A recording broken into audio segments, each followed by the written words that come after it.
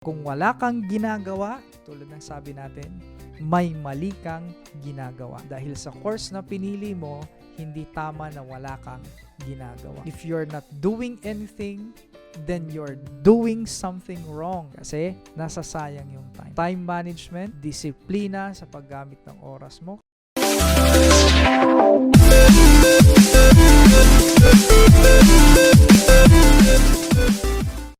Hello, good morning, and we are back again. A lot of things have happened since our last lecture that requires my attention and that I have to prioritize. So, nonetheless, we are back and we are here to discuss Chapter 6, Corporate Formation onwards hanggang hindi natin matapos yung nasa limbo. Chapter 6, Corporate Formation. Corporation. So let's go over this. This is actually just an introduction of your corporation accounting, the definitions, and the basic theories that you must know in order to deal with the succeeding topics in our book. Corporation. This chapter begins our study of businesses organized as corporations. First, we define a corporation, discuss its attributes and characteristics, and enumerate the advantages and disadvantages, similarities to that of a partnership, classifications, corporate powers, and its components. Next, we draw attention on corporate formation, steps in incorporation. So, if you are from another form of business, say for example, a partnership, what are the steps that you must take? Articles of incorporation, its format, contents, corporate bylaws, books and records of a corporation, elements of the shareholders' equity, and definition of stock terms. So, beforehand, we should clearly state that we are dealing with the accounting side of corporation and not the legal side.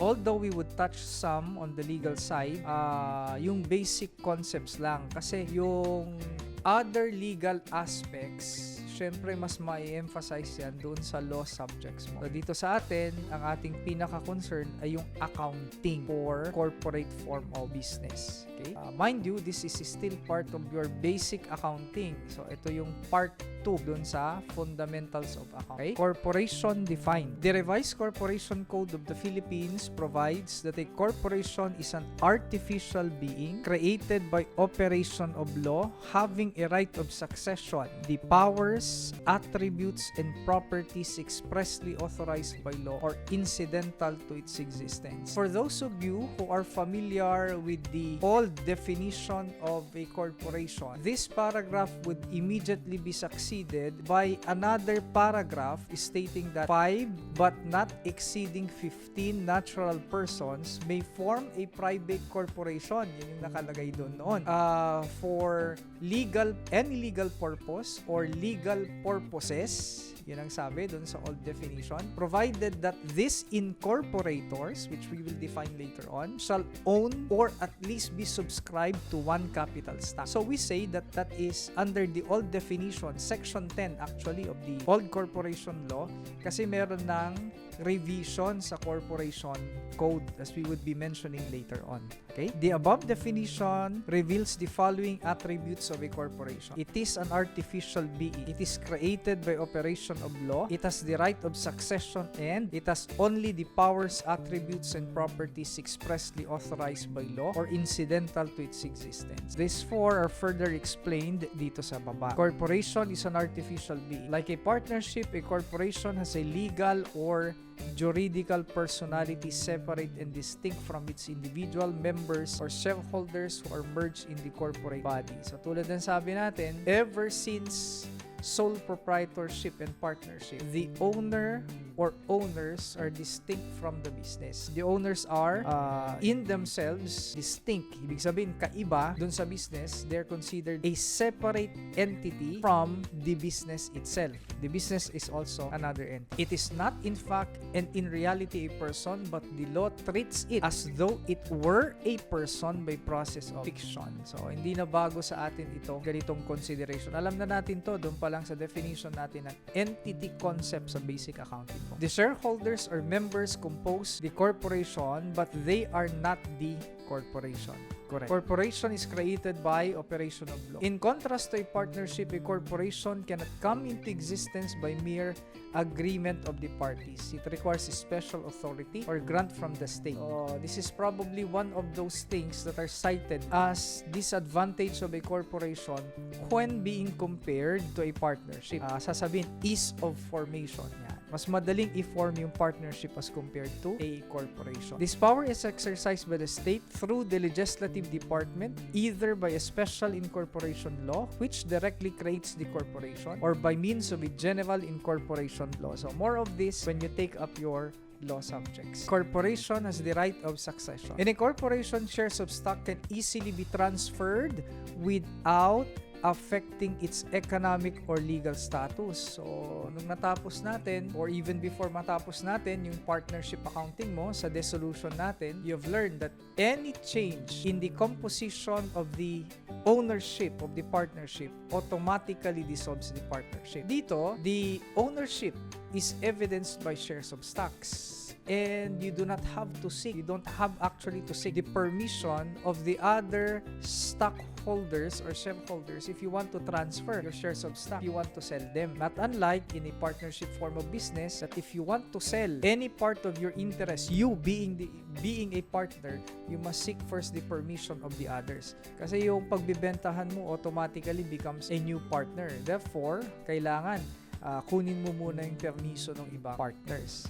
This is not the case in a corporate form of business. It has a capacity of continuous existence irrespective of death, withdrawal, insolvency, or incapacity of the individual members or shareholders regardless of the transfer of their interests or shares of stock. Tulad ng nasabi natin, comparing it with a partnership form of business. Section 11 of the Revised Corporation Code states that a corporation shall have perpetual existence unless its articles of incorporation provides otherwise. Next section, corporation has powers, attributes, and properties. Being a mere creation of law, a corporation may exercise only powers granted by the law of its existence. Tulad ng sabi natin kanina, the law that created this corporation also limits what these corporations can do. Okay? An express grant, however, is not necessary. All powers which may be implied from those expressly provided by law and those which are incidental or essential to the corporation's existence may also be exercised. Next, characteristics of a corporation. Okay. When teachers like me teach in front of a live audience, we derive satisfaction to some extent from the interaction with students. Yung mga simpleng pagtawa mo sa mga jokes namin, they mean something to us. They make us happy. But teaching in front of the camera is a different thing. We don't even know if you're there. We don't even know if you're listening. So, a simple like dun sa ating video or a simple present, sir, nandito po kami, nakikinig. We are watching, sir, will inspire us. When teachers like me teach in front of a live audience, we know that you're there. But teaching in front of the camera is not merely sharing our content. It means sharing our time, our devotion, and above all, our passion. So, yung simpleng pag-subscribe mo sa amin, it lets us know that you are there and we are here to continue what we are doing. So, ngayon pa lang, nagpapasalamat na kami dyan sa yung subscription. It inspires us. It inspires me to wake up every morning, prepare discussion materials, and continue what I am doing. So, thank you so much. Please continue sharing and liking and subscribing. Thank you. You have here 3. In addition to the 4 attributes discussed, other characteristics may distinguish a corporation from other forms of business organizations. Some of these are: number 1, limited liability of shareholders. 2, close regulation by the government. 3, delegated management. Limited liability of shareholders. In a corporation, shareholders are like limited partners in a partnership. Their liability to corporate creditors is only up to the extent of their subscription in case of liquidation. So, not unlike in a partnership form of business, that other kinds of partners may be liable even up to their separate properties. Tama?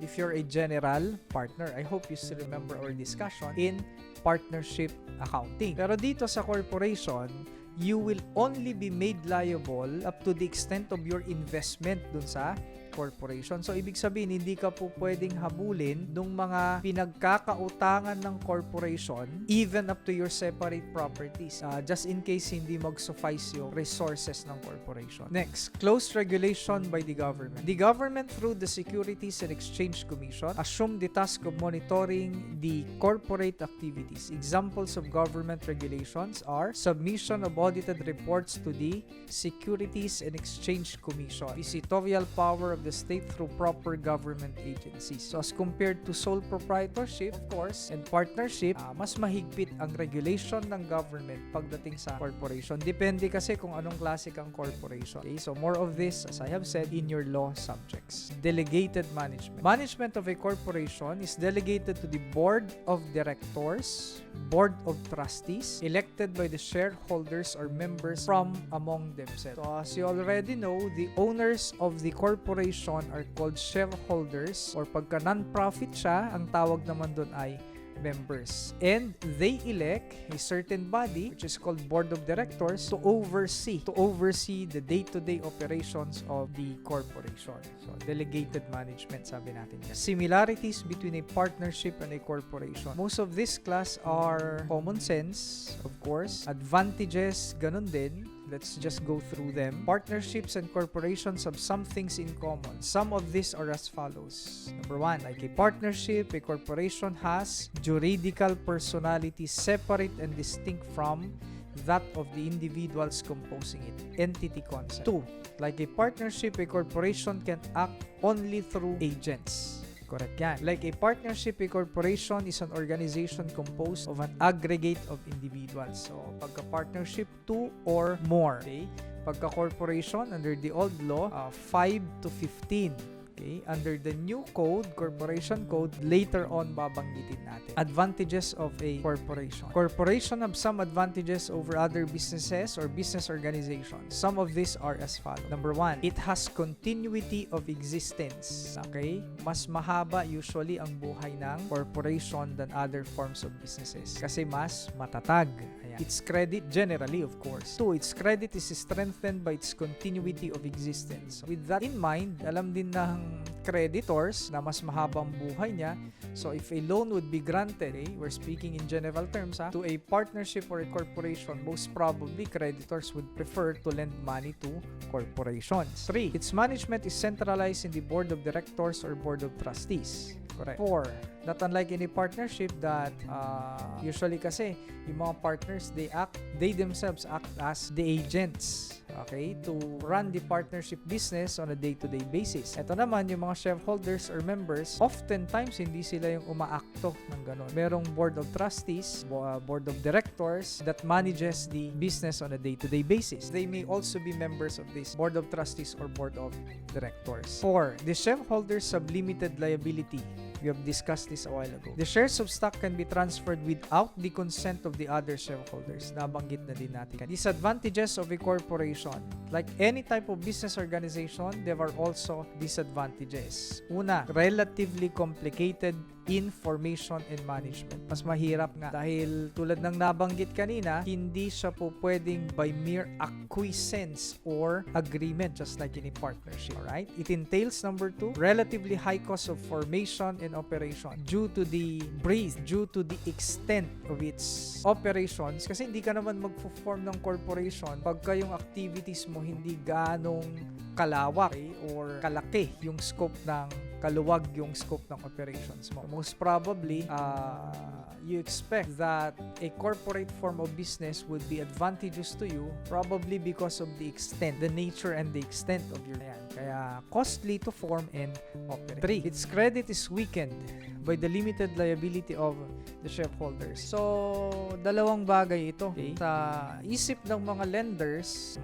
limited yung liability ng mga may-ari. Kaya, on one hand, magdadalawang isip silang magpahiram. But on the other hand, due to the stability, generally, of this form of business, magpapahiram din sila. So, depende na lang sa situation. 4, there is a greater degree of governmental control and supervision. We have mentioned this a while. The shareholders or members have little voice in the conduct of business. Well, this one depends on the extent of your interest in the corporation.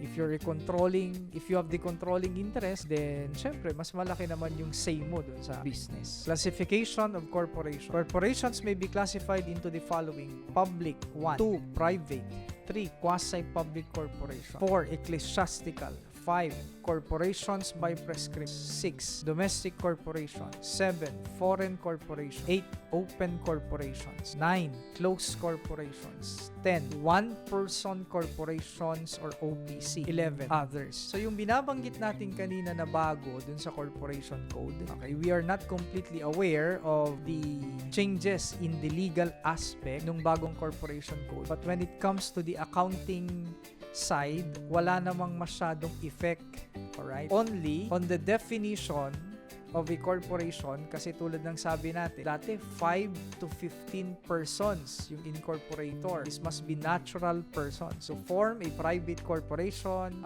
for legal purpose or purposes. Yun yung old corporation code definition sa old. Pero ngayon, eto na nga yung number 10. May tinatawag na tayong one-person corporation. Although before, may tinatawag na rin tayong corporation sole. Ayan. That would be discussed in your law subjects. So eto yung isang bago dun sa corporation code natin. Public corporations are conducted or created by the government as a portion of the state intended for public purposes. Private corporations. These are corporations formed for some private purposes, benefit, aim, or end. Their direct object is to promote private interests and for the advantage of their own shareholders or members. The revised corporation code classifies private corporations into stock and non-stock corporations. Those that have capital stock divided into shares and authorized to distribute to the holders of such shares divided on the basis of shares held. Pagka naman non-stock, those corporations are other than stock corporations. So, ang nangyayari, parang catch basin definition siya. Those that are not stock corporations are non-stock. So ito ang definition ng stock corporation, sabi sa letter A, lahat ng hindi ganyan, papatak yan sa letter B. Yun yung sinasabi. They do not issue shares of stocks and no part of its income is distributable as dividends to its members, trustees, or officers. So, you may be new to some of the terms that are being mentioned here, tulad ng dividends, ayan, because these were not mentioned in your basic accounting, sole proprietorship, as well as in partnership. Papaliwanag natin yan when we reach that particular topic. Quasi-public corporations. Yung term kasi class na quasi, yan yung, ang ibig sabihin yan parang or as if. Ayan, so as if public corporations. Yan ang sinasabi niya. Quasi-public corporation. These are private corporations that have accepted from the state the grant of a franchise or contract involving the performance of public duties. Examples are those that are organized for profit but affected with public interest such as electric, water, telecommunications, and transportation companies. These are quasi-public corporation. Okay, class. So that's the bell already. That's it for this meeting. So, ganun-ganun lang, class. A few minutes of your time every day, imbis na kung ano-ano yung pinapanood mo, just make it a habit to watch our videos. Bilang tulong na rin dun sa sarili mong pag-aaral. Why? Kasi tatandaan mo, hindi lahat ng nababasa mo ng mag-isa ay maririnig mo. At hindi din lahat ng mga naririnig mo ay mababasa mo. Tulungan yan. So with that, see you in our next meeting. See you in the next lesson.